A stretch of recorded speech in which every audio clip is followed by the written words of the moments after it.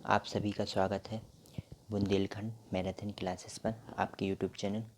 चलिए सभी दोस्तों को गुड मॉर्निंग, सुबह की राम राम। फर्स्ट क्वेश्चन करते हैं जीव विज्ञान चैप्टर सेकंड का, जो रेलवे एनटीपीसी एग्ज़ाम के लिए बहुत ही इम्पोर्टेंट क्वेश्चन है। जीव विज्ञान का सेकंड चैप्टर पादप जगत का वर्गीकरण, जो कि लूसेंट सामान्य ज्ञान से लिए गए हैं। फर्स्ट क्वेश्चन, निम्नलिखित में से किसे वर्गीकी का पितामह कहा गया है? तो वर्गीकी का पितामह लिनियस को कहा गया है। द्विनाम पद्धति के प्रतिपादक, तो द्विनाम पद्धति के प्रतिपादक लिनियस को ही माना जाता है। नेक्स्ट क्वेश्चन, वर्गीकरण का प्राकृतिक सिस्टम किस वनस्पति विज्ञानी के प्रस्तुत किया है? तो वर्गीकी का प्राकृतिक सिस्टम स्वीडिश वैज्ञानिक ने प्रस्तुत किया है।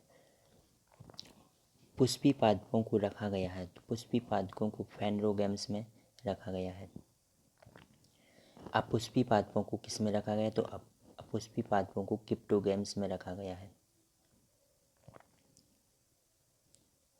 नेक्स्ट क्वेश्चन, वर्गीकरण की आधारीय इकाई क्या है? तो वर्गीकरण की आधारीय इकाई स्पीसीज है। द्विनाम पद हाइड्रोफाइट्स होते हैं, तो हाइड्रोफाइट्स जलीय पौधे कहलाते हैं। नेक्स्ट क्वेश्चन, द्विनाम पद्धति का अभिप्राय है पौधों के नामों को दो शब्दों में लिखना जो बताते हैं वंश तथा उसकी जाति। जिन पौधों पर बीज बनते हैं किंतु पुष्प नहीं लगते क्या कहलाते हैं? उन पौधों को अनावृति बीजी कहा जाता है। नेक्स्ट क्वेश्चन, जीवाणु की खोज किसने की थी? तो जीवाणु की खोज ल्यूवेनहुक ने की थी। नेक्स्ट क्वेश्चन, जीवाणु से संबंधित निम्न कथनों में कौन सही है? तो अधिकांश जीवाणु विविधपोषी होते हैं किंतु कुछ स्वपोषी भी होते हैं। नेक्स्ट क्वेश्चन, जीवाणुओं को पौधे माना गया है क्योंकि इनमें कठोर कोशिका भित्ति होती है। जीवाणिक कोशिकाओं में नहीं होता है, क्या नहीं होता? शुद्ध कणिका। जीवाणुक कोशिकाओं में शुद्ध कणिका नहीं होती है। जीवाणु की साधारण आकृति क्या होती है? जीवाणु की साधारण आकृति छड़ रूपी होती है। नेक्स्ट क्वेश्चन, जो जीवाणु आकार में सबसे छोटे होते हैं क्या कहलाते हैं?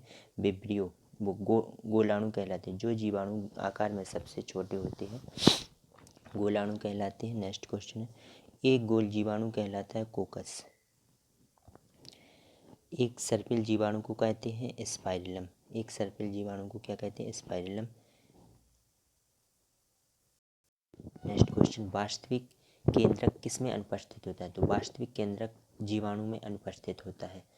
नेक्स्ट, निम्नलिखित में से कौन सर्वाधिक संख्या में पाए जाते हैं? तो सर्वाधिक संख्या में जीवाणु पाए जाते हैं।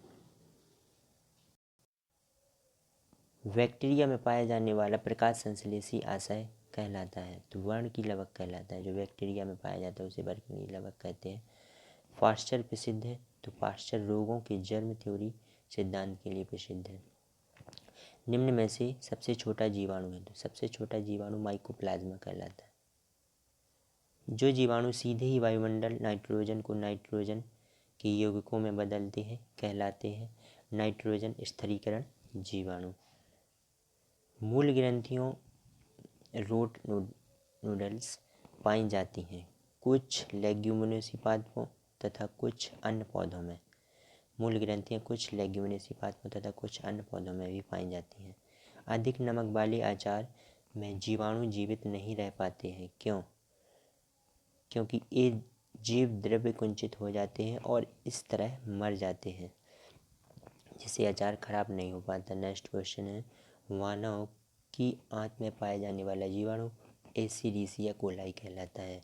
तपेदिक टीबी उत्पन्न करने वाला जीवाणु है जिसे माइकोबैक्टीरियम कहते हैं। नेक्स्ट है, भोजन की विषाक्तता उत्पन्न होती है क्लस्ट्रीडियम बोटुलिनम द्वारा।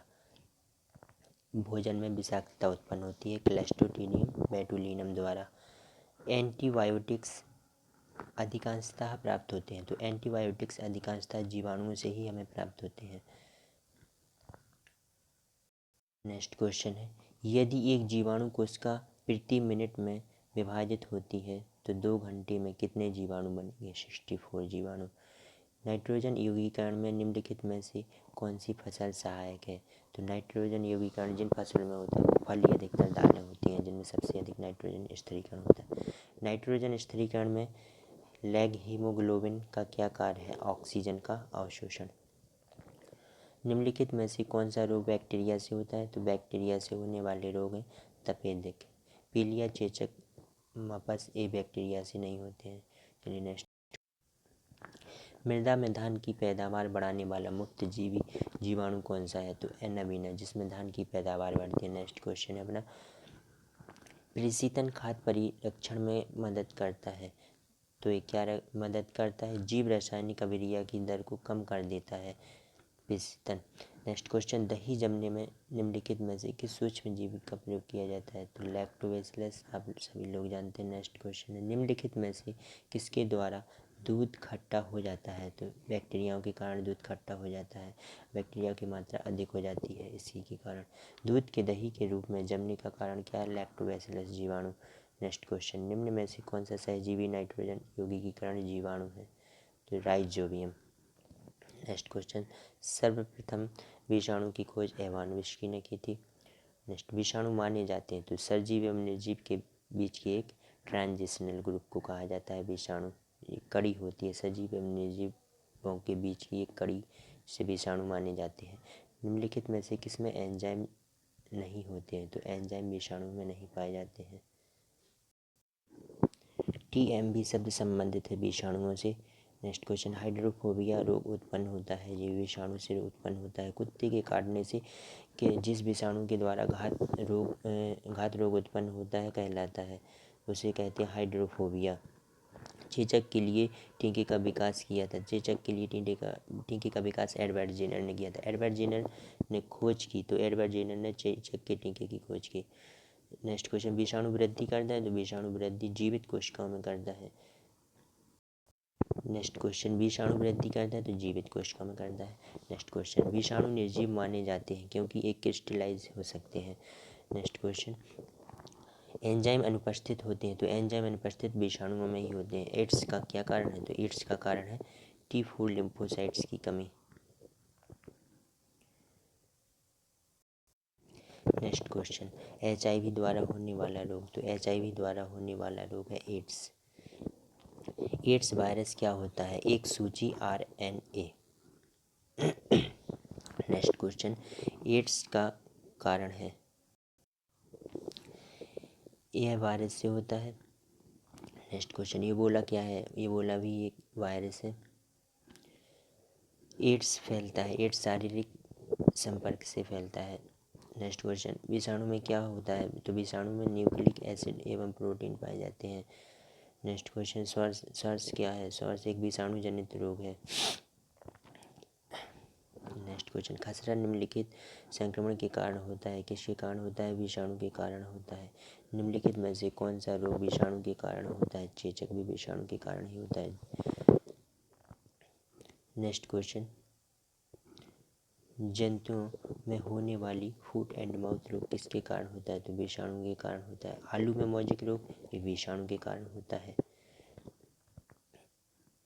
नेक्स्ट क्वेश्चन, शैवाल विज्ञान किसका अध्ययन कहलाता है? तो शैवाल विज्ञान शैवालों का अध्ययन ही कहलाता है, जिसे एल्कोलॉजी कहते हैं। चलिए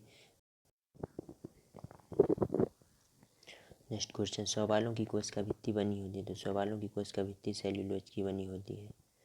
नेक्स्ट क्वेश्चन, हाइड्रा की स्रावी कोशिकाओं में कौन सा सहजीवी शैवाल मिलता है? तो क्यूलेरेला। सारगासो समुद्र का नाम पड़ा है शैवालों के कारण। गलगंड रोग से बचा जा सकता है और कुछ समुद्री खरपतवार खाने से इसका इलाज होता है, क्योंकि इनमें क्या पाए जाते हैं? समुद्री खरपतवार, बहुत ही मात्रा में आयोडीन पाया जाता है। किस शैवाल से आयोडीन प्राप्त होता है? तो मैं शैवाल लैमिनेरियन है। नेक्स्ट क्वेश्चन है, नेक्स्ट क्वेश्चन, केल्प प्राप्त होते हैं, तो केल्प प्राप्त समुद्री शैवालों से होते हैं। नेक्स्ट क्वेश्चन, निम्नलिखित में से कौन सा स्वपोषित है? तो शैवाल स्वपोषित होते हैं। मेरा चैनल पसंद आए तो आप सब्सक्राइब करें, लाइक करें, कमेंट करें, ऐसे ही वीडियो डालता रहूँगा। चलिए दोस्तों, नेक्स्ट डे मिलते हैं अगले टॉपिक पर।